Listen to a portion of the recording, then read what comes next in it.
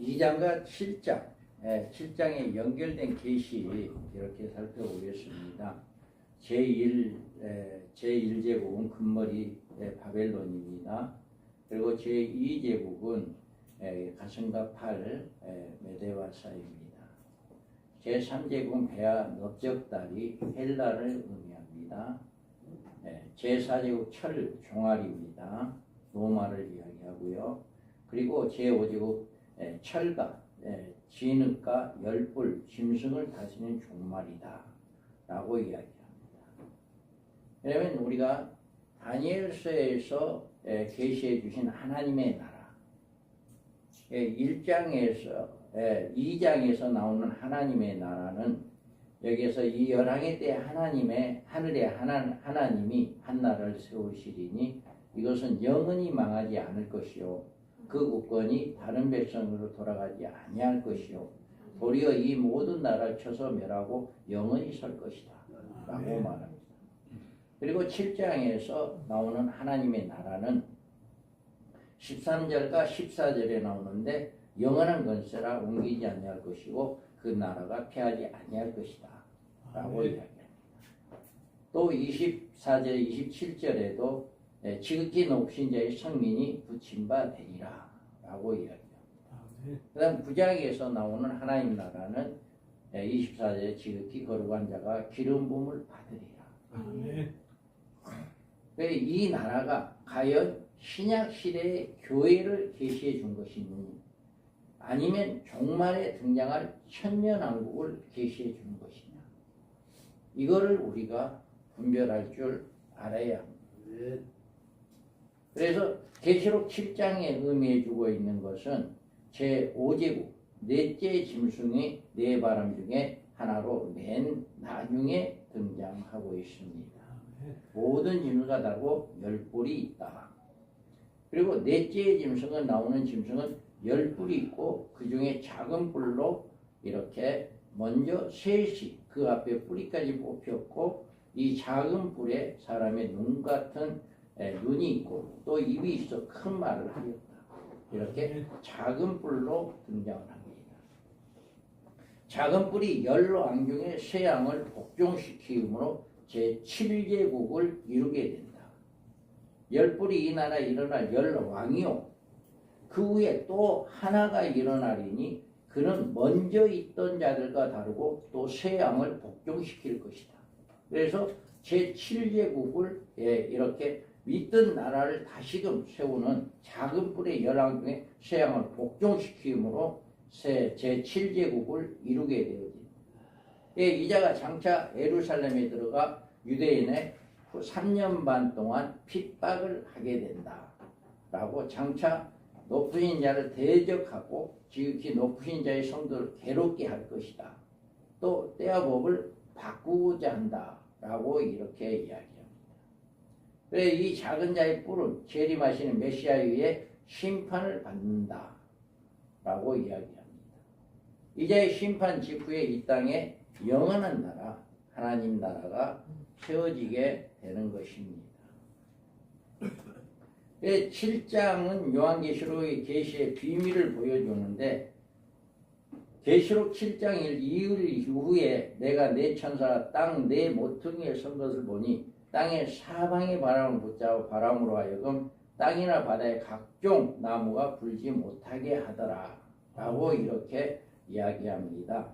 그래서 7장의 다니엘서 짐승에 대해서 이렇게 우리는 알 수가 있는데 나팔 가진 여섯째 천사가 말하기를 큰 강 유브라데 결바가 내 천사를 놓아주라 하며 내 천사가 놓였으니 그들은 그 연월시에 이르러 사람 3분의 1을 죽이기로 약속된 자들이라 이렇게 이야기합니다. 우리가 마지막 때 이렇게 제7제국이 일어났을 때 일어나는 이런 일들을 계시록에서 말씀을 해주고 있습니다.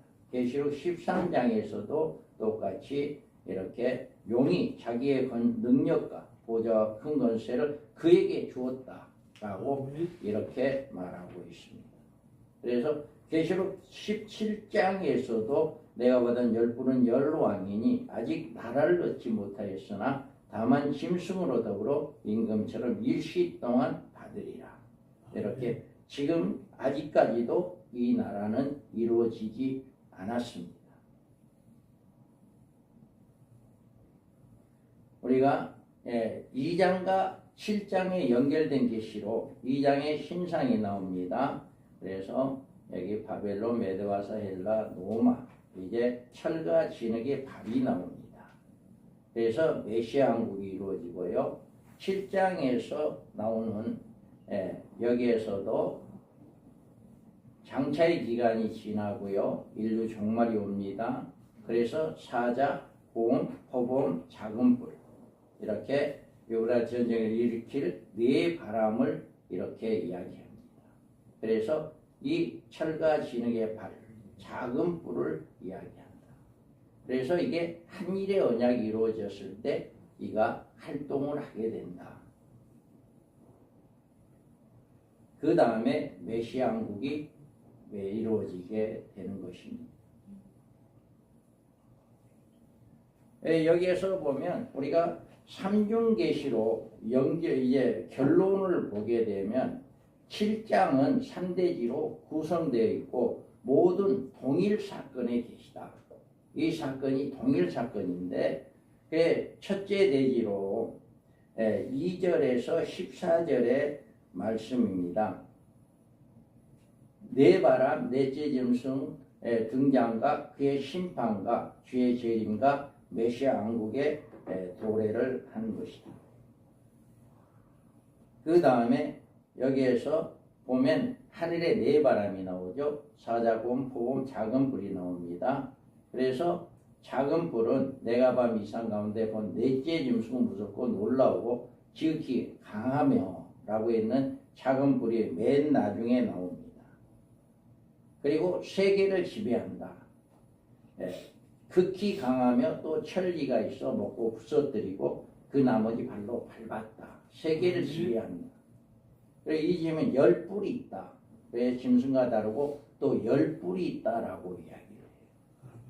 그리고 이들 중에 작은 뿔로 나옵니다. 내가 그 뿔을 유심히 보는 중에 다른 작은 뿔 사이에 나다. 그러니까 이미 10뿔이 있고 그 10뿔 중에 또 다른 뿔이 나와서 짐이 있는 10뿔 중에 3뿔을 그 나온 그가 완전히 이렇게 통합시키는 이런 사건이 나온다라고 하는 거죠. 그래서 10뿔 중에 3을 뽑아버린다라고 이야기합니다. 그래서 짐승이 죽임을 당하고 그 시체가 상한 바 되어 불에 던진 바 되었다. 짐승의 심판이 나옵니다. 그래서 13절에 주의 재림으로 이런 일이 일어나게 된다. 14절에 그에게 영광과 건설을 모든 백성이 나라 각 방언과 방언하는 자로 그를 섬기게 하였다. 영어는 이제 천년왕국에 대해서 말을 합니다. 두 번째 대지로는 짐승의 실상과 넷째 짐승의 진상, 또 짐승의 심판과 메시아 왕국을 이야기하는 거예요. 그래서 16절에서 22절에는 이 사자곰, 포곰, 이 작은 불, 이 짐승에 대해서 이야기를 하고 내가 큰 짐승의 내 왕이라 세상에 일어날 것이다 라고 진상에 대해서 이야기를 합니다. 넷째 짐승의 모습을 이렇게 작은 불로 이렇게 나타나고요. 그래서 모든 짐승과 다르다라고 이야기합니다. 머리에 10뿔이 있고 또 다른 불이 나온다. 10뿔이 있는데 또 다른 불이 나온다. 그래서 22절에 이렇게 똑같이 심판이 있게 되고 천년왕국이 이루어진다. 그럼 세 번째 대지로는 23절에 27절입니다. 그래서 넷째 짐승이 하는 일과 유대인들의 환난과 짐승의 심판과 메시아 왕국도 이렇게 넷째 짐승이 장차 할 일이 뭐냐? 이 작은 뿔로 나오죠. 그래서 10뿔의 다른 뿔로 등장하고 새 왕을 복종시키고 유대인들의 한때 두때 반때를 핍박하는 이 일을 하게 된다. 그래서 심판을 받게 되고 천년왕국이 이루어지는 이런 사건이 이와 같이 이렇게 네 바람이 불었는데 이 네 바람이 넷째 짐승에 대해서 이야기하고 그 넷째 짐승은 짐승 작은 뿔에 대해서 이야기를 하는데 결과적으로 심판을 받게 된다. 이게 7장에 이렇게 결론적으로 우리가 볼 수가 있습니다. 다니엘서의 7장과 8장에 나오는 작은 뿔의 비밀에 대해서 8장에서도 연결되어 나옵니다. 7장의 작은 뿔의 비밀에 대해서 이렇게 8장에 나오는데요.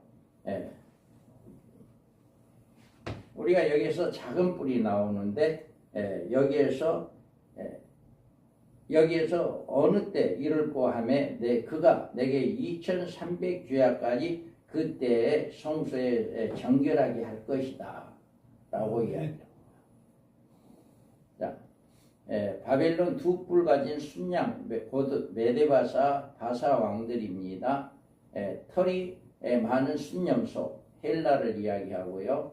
여기서 현저한 뿔 넷이 나오는데 이 뿔이 꺾이고 그 대신에 네 뿔이 났는데 카샨더, 니스마쿠스, 푸틀로미, 셀루쿠스 이렇게 네 양이 나오죠. 그런데 여기에서 안티쿠스 4세 작은 뿔로 이렇게 나옵니다. 그래서 그 중에 한 뿔이 또 작은 뿔 하나가 돼서 헬라의 알렉산더 왕이 죽게 되자 헬라 제국이 네 장국에 의해서 분할됩니다. 그래서 카산더, 마게도니아, 니스마쿠스는 트리키아, 프톨레미는 애굽, 셀루쿠스는 시리아를 이렇게 통치하게 됩니다. 그래서 이스라엘 말기에 시리아에서 작은 뿔이 등장하여 예루살렘의 침공해서 2300주야를 짓밟는데 이자가 구약에 나온 작은 뿔로 장차 무적경에 올라올 자다.